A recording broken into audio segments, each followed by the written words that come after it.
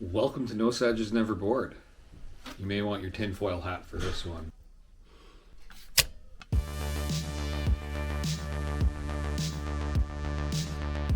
November 9th, 1966.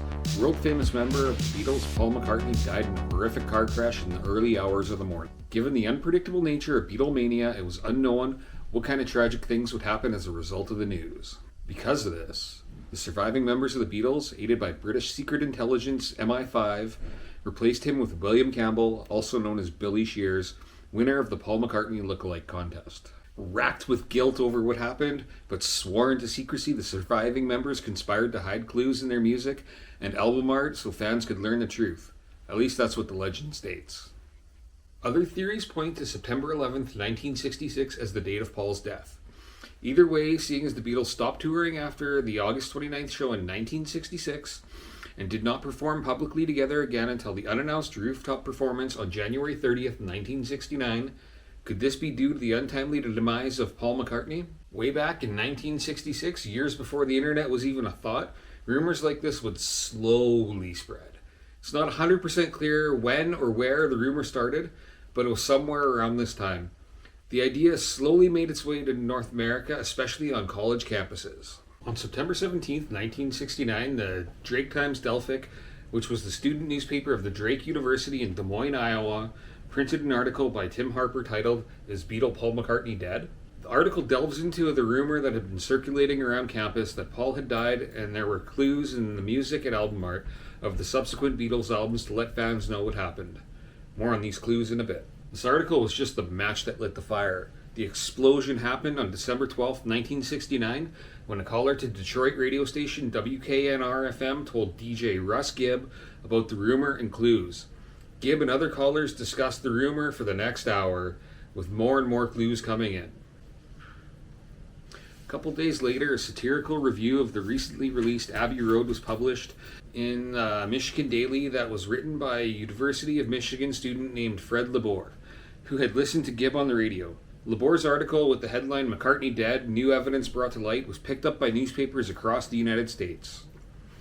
On October 19th, WKNR aired a 2-hour program called The Beatle Plot, which fueled the fire.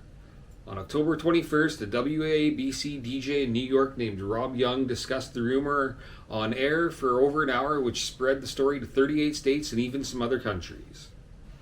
Before long, the rumor was everywhere. It got to the point where the Beatles press office had to issue a statement that said it was a load of old rubbish. But was it? McCartney at this time had taken a significant step back from public life and had retreated to his Scottish farm with his wife and children. BBC reporter Chris Drake was granted an interview on October 24th with McCartney at his farm. McCartney said it was understandable given that he normally did an interview a week to ensure he remained in the news. McCartney had hoped that by people hearing his voice, the rumors would be put to bed, but it didn't work. A news crew secretly filmed McCartney working on his farm, but he was unshaven and looked scruffy. The rumors persisted. Next, a reporter and photographer from Life magazine showed up uninvited to McCartney's Scottish farm. The story goes that McCartney lashed out at the uninvited guests and apparently threw a bucket of water over their heads. As this was captured on film, McCartney agreed to an interview in order to get the film from the camera. On November 7th, Life published a magazine with Paul on the cover along with his wife and children, and an interview where Paul stated, "Perhaps the rumor started because I haven't been much in the press lately. I have done enough press for a lifetime and don't have anything to say these days. I'm happy to be with my family and will work when I work. I was switched on for 10 years and I never switched off. Now I'm switching off whenever I can. I would rather be a little less famous these days." Convenient. Interestingly, another thing was said in this interview that people hadn't picked up on. Paul said, "The Beatles thing is over." At this time, the Beatles had privately broken up already, but it was not public knowledge. The article goes on to ask Paul about some of the death clues, which he explained away. The OPD badge was not a symbol of officially pronounced dead, as many had theorized. He said, "It means Ontario Police Department or something." He was wearing a black flower because they ran out of red ones. And it was John dressed in the black outfit on Magical Mystery Tour. On Abbey Road, he was barefoot because it was hot out and the Volkswagen just happened to be parked there. After the interview, the rumors started to decline, but never fully went away. Next, on November 30th, a television special called Paul McCartney, The Complete Story, told for the first and last time aired. I guess it was hoping to put the legend to bed for a final time. It was set in a courtroom and hosted by celebrity lawyer F. Lee Bailey, who cross-examined Libor, Gibb, and other proponents of the theory, as well as heard from witnesses, including some of McCartney's friends. Wow, that was a lot to digest. But I want to take a deeper look into some of my favorite clues. Maybe not every clue, or we'd be here too long, but I definitely have some favorites. Okay, first, Sgt. Pepper's Lonely Hearts Club Band album cover, which is said to be depicting Paul's funeral and featured people that were either dead, had a brush with death, or people Paul would want at his funeral. The hand held up over his head was supposed to be a symbol of death. And if you hold a mirror to the words Lonely Hearts on the drum, which was supposed to be his tombstone, by the way, it says 11/9 he died, meaning November 9th, the day he supposedly died. This could also be interpreted as 11 September, which is the other day pointed to. This might be a bit of a stretch, but apart from all that symbolism, if you look at the flowers just right, and you see the three strips there that kind of look like guitar strings, it looks like Paul's left-handed guitar. And the three strands are supposed to represent the three remaining members of the band. And those flowers are also said to spell out Paul. So if you look at the entire words of it, you have here and then lies. You got to look at the trophy as an I, but it says here lies Paul. And then on the back of the album is the strange fact that Paul has his back to the camera while the rest of the band are all facing the camera and smiling. And George Harrison's pointing at lyrics, and the lyrics are Wednesday morning at 5 a.m., which is supposed to be the time that the accident happened. The Magical Mystery Tour has the walrus in black, where the other three are different animals wearing gray. Some claim that the walrus is supposedly a Viking symbol of death. And if you hold the word Beatles in a mirror, it's supposed to point to a phone number that was forwarded to a London mortuary.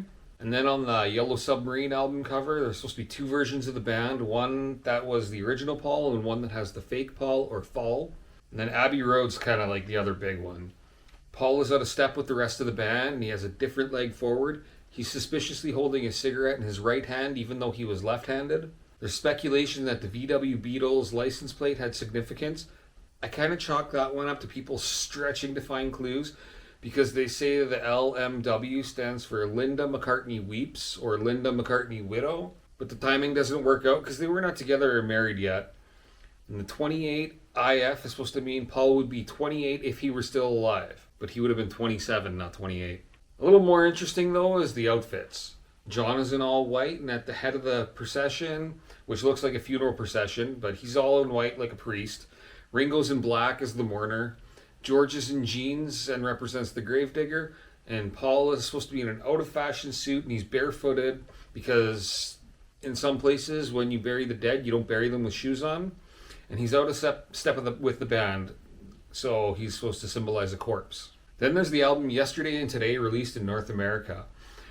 This one's also kind of interesting. The original cover shows the band holding raw meat in their laps and broken baby dolls. The baby dolls are decapitated. One of the heads is kind of burnt, which is supposedly Paul McCartney was supposed to have been decapitated and his hair burnt and missing an eye. And so they have the baby dolls on his shoulders to kind of symbolize that. But this had major controversy and they pulled the album cover quite quick. And then they released the same album with a different cover, which is called the Steamer Trunk cover, where Paul is sitting inside a steamer trunk and the other band members are standing around the steamer trunk, which is supposed to symbolize Paul in his coffin. Okay, then there's all the backmaskings and lyrical references. Revolution 9 from the White Album. It states if you play the part of the song where it repeats number 9 over and over, if you play that in reverse, you can hear them say, "Turn me on, dead man." Turn me on, dead man. Turn me on, dead man. Turn me on, dead man. Turn me on, dead man. There's so many other lines that, when taken out of context, can be interpreted as clues, such as in "Gotta Get You Into My Life," says, "I was alone, I took a ride, I didn't know what I would find there." And then the Day of the Life lyrics, "He didn't know that the lights had changed." And then there's the opening line of She's Leaving Home. Wednesday morning at 5 o'clock as the day begins, which is supposed to be when the accident happened. The line, Wednesday morning papers didn't come, references the fact that it never made the news and it was covered up. And then there's the music video for Strawberry Fields Forever. And this one is just packed full of clues. Such as every time they say the line, nothing is real, Paul is seen on screen. Not to mention the cryptic lyrics, such as living is easy with eyes closed, misunderstanding all you see. It's getting hard to be someone, but it all works out. There's also the shot with Paul in the tree and the other three members all looking somber and looking up at Paul in heaven.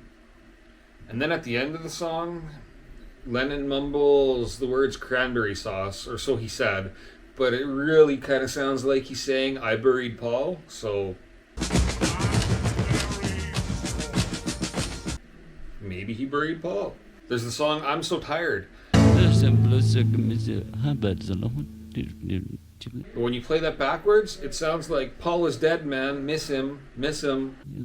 The song Glass Onion has a part where they sing, here's another clue for you all. The walrus was Paul. Alright, let's get into some pop culture references about the legend.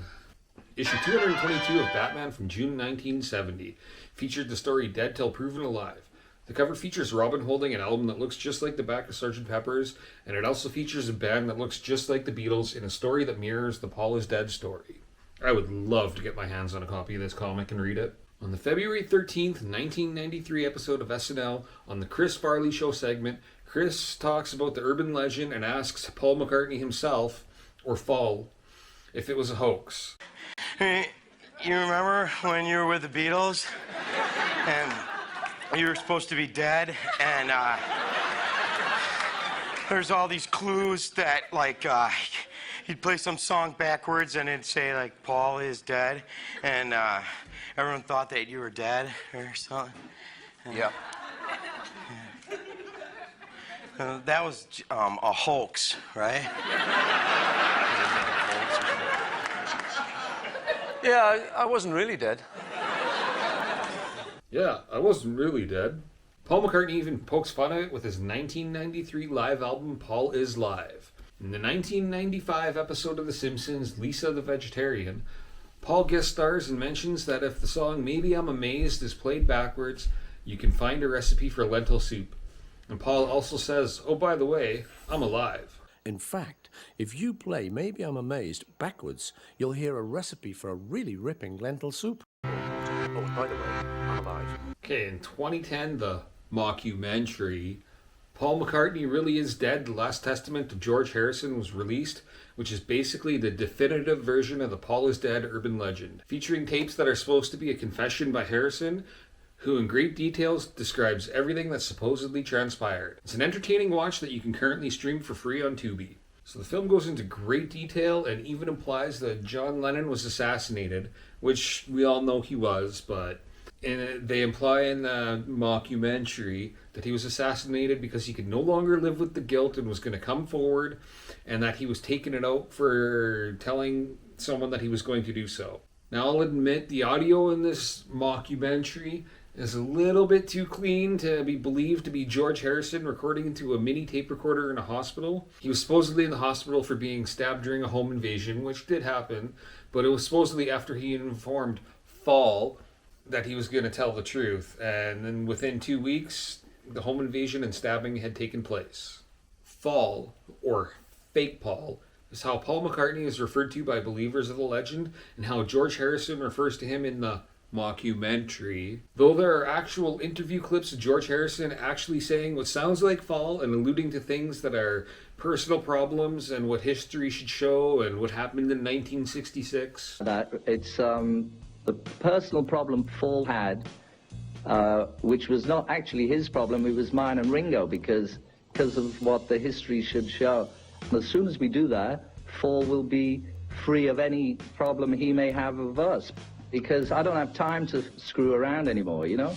Really, it's anyone's guess. Maybe the reason why the recording sounds too clear is because they had an actor re-record it because it wasn't clear enough for a documentary. I don't know. There's also the fact that you got to consider that the mockumentary has anachronisms.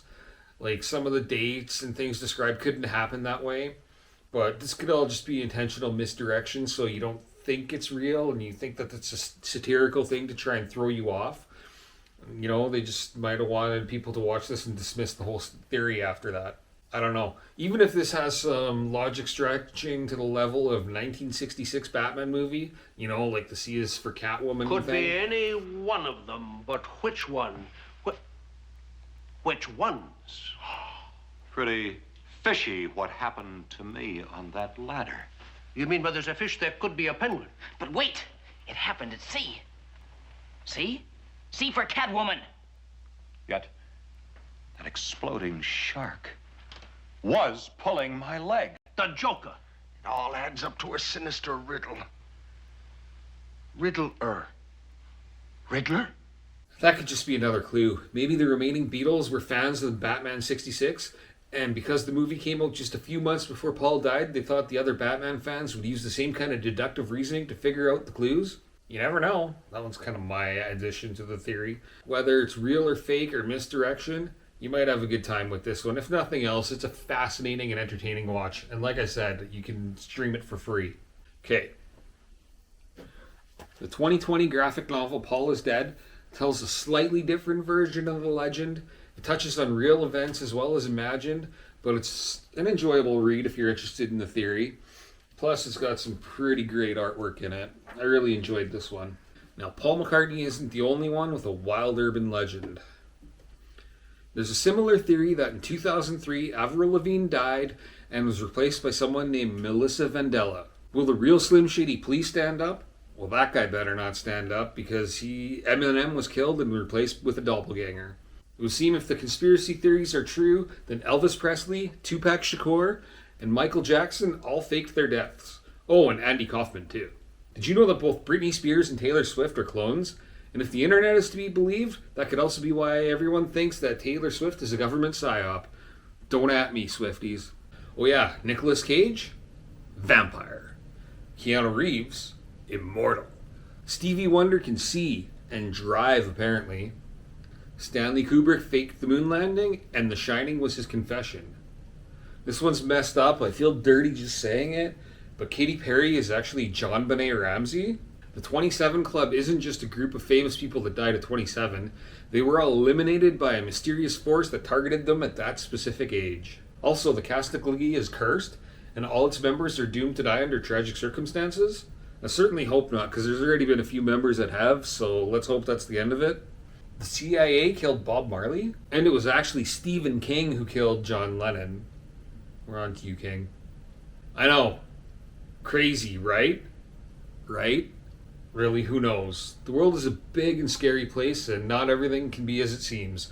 Plus, isn't life a little more fun with a little mystery or two in it? So did Paul McCartney really die in 1966?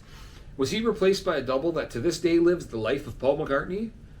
Or did the Beatles intentionally put fake clues to see what would happen after hearing the initial rumors? Or is this just a case of someone larger than life and strange coincidences capturing fans' imaginations to the point that it became a globally known urban legend? Whatever the answer, Paul or Fall. I'll say that's for you to decide, but for me, exploring the Paul is Dead urban legend has been anything but boring. So if you made it this far into this video, you're definitely not boring. Thanks for watching. Don't forget to give this video a like, share it with anyone that might not know that Paul is dead, and subscribe for more in my quest against boredom. And remember, boredom is a choice, choose not to be bored. Thanks for watching. On November 7th, So the film goes into great detail. Now, even if this movie, and did not perform publicly, Katy Perry is actually Janon. Katy Perry is actually Janon. Holy fuck. Okay, this one's a little messed up, but Katy Perry is actually John Benet Ramsey. I feel dirty just saying that one. Oh, that corn monster.